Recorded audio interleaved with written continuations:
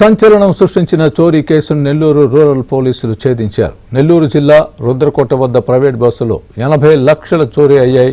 విజయవాడ నుంచి చెన్నై వెళ్తున్న చెన్నకేశవరెడ్డి, హర్నాథ్ రెడ్డి అనే వ్యక్తులు 80 లక్షల రూపాయలు తీసుకువెళ్తుండగా బస్సులో చోరీ జరిగింది.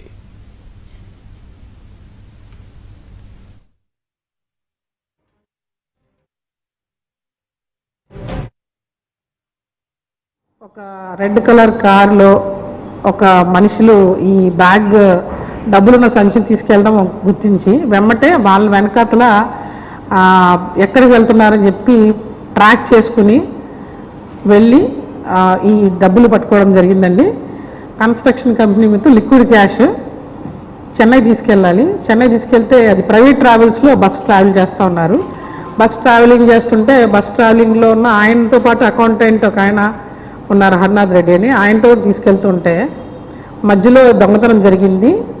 మాకు ఒక వ్యక్తి హర్నాథ్ రెడ్డి గారిని ఒక కచ్చిఫ్లో మత్తుమంది ఇచ్చి పడుకోబెట్టి అక్కడున్న డబ్బులు సంచి తీసుకెళ్ళిపోయాడు అని చెప్పి కంప్లైంట్ చేశారు.